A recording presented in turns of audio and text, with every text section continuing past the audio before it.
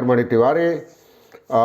कुछ दांतों की समस्या की वजह से मैं नियमित रूप से अपना कार्यक्रम नहीं कर पा रहा हूं, लेकिन बीच बीच में ऐसा लगता है कि कुछ चीज़ें हैं जो आपको जाननी चाहिए, इसलिए दांतों में तकलीफ़ है, सूजन है, इसलिए मैंने मास्क लगा के सोचा कि ये कार्यक्रम किया जाए। बहरहाल आज बात एक बार फिर पश्चिम बंगाल बीजेपी की।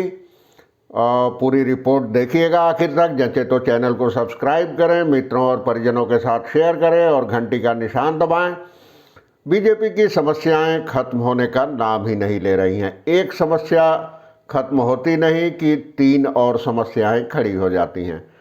अब पहले झटका लगा विधानसभा चुनाव में, उसके बाद 7 सीटों पर 2 चरणों में हुए उपचुनाव में, उसके बाद कोलकाता नगर निगम चुनाव में महज 3 सीटों तक सिमट गई। उसके तुरंत बाद सांगठनिक फेरबदल हुए, उसमें कई पुराने नेताओं का पत्ता साफ हो गया, वो नाराज हो गए।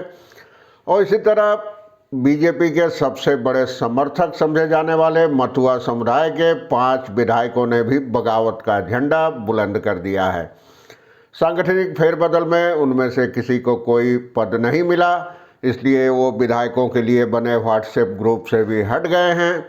अब मतुआ नेता शांतनु ठाकुर ने इस मामले में जेपी नड्डा से कोई समाधान निकालने की अपील की है। चर्चा आज इसी की, देखिए पूरा कार्यक्रम।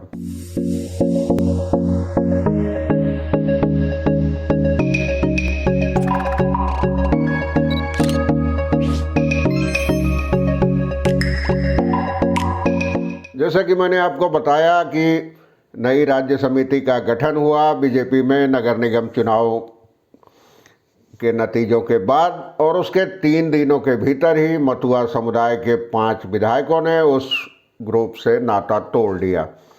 इसके बाद राजनीति में अटकलों और कयासों का दौर शुरू हो गया है। पार्टी में भी सवाल उठने लगे हैं।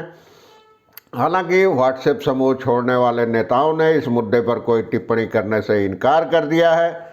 जो 5 विधायक मतुआ समुदाय के व्हाट्सएप समूह से निकले हैं वे हैं गाईघाटा के विधायक सुब्रत ठाकुर, बनगांव उत्तर के विधायक अशोक कीर्तनिया, हरिनघाटा के विधायक असीम सरकार, कल्याणी के विधायक अंबिका राय और रानाघाट के दक्षिण के विधायक मुकुटमणि अधिकारी। यह 5 सीटें उत्तर 24 परगना और नदिया जिले में हैं। अब इस मुद्दे पर जैसा कि मैंने आपको बताया, अटकलों का दौर तेज हो रहा है।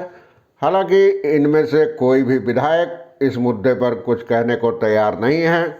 बनगांव उत्तर के विधायक अशोक कीर्तनिया का कहना था कि वे इस बारे में कोई टिप्पणी नहीं करेंगे और क्यों उन्होंने व्हाट्सएप ग्रुप छोड़ा है इस मुद्दे पर फिलहाल कोई बात नहीं करना चाहते।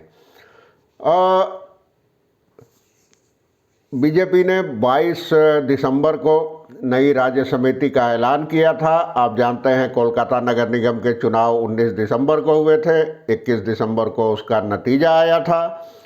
उसके अगले दिन ही नई समिति बनी थी और उस समिति में कोई मतुआ नेता शामिल नहीं है।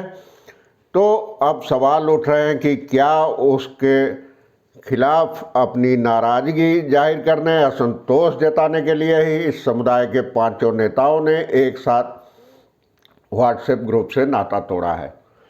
उत्तर 24 परगना बीजेपी के नेताओं के एक गुट का कहना है कि राज्य में जो बीजेपी को इतनी बढ़त हासिल हुई है, बीजेपी को इतनी मजबूती हासिल हुई है, उसके पीछे मतुआ समुदाय का बहुत बड़ा हाथ है। लेकिन मतुआ समुदाय के किसी भी प्रतिनिधि को राज्य समिति में जगह नहीं मिली है। इससे आहत है और विधायकों को ठेस पहुंची है, उनके मन को ठेस पहुंची है, इसीलिए उन्होंने व्हाट्सएप ग्रुप से नाता तोड़ लिया है। बनगांव के सांसद शांतनु ठाकुर ने इस मामले में कदम उठाया है। उसके बाद अटकलों को और बल मिला है, इस अटकल को, इस कयास को और बल मिला है। उन्होंने बीजेपी अध्यक्ष जेपी नड्डा से मुलाकात का समय मांगा है और राज्य विधानसभा चुनाव के पहले भी शांतनु ठाकुर को इसी भूमिका में देखा गया था, मध्यस्थ की भूमिका में देखा गया था। उस समय उन्होंने केंद्रीय गृह मंत्री अमित शाह से मथुआ महासंघ के प्रतिनिधियों को अधिक से अधिक टिकट देने की अपील की थी। और हालांकि दूसरी ओर टीएमसी ने भी इस मुद्दे पर व्यंग्यात्मक टिप्पणी की है।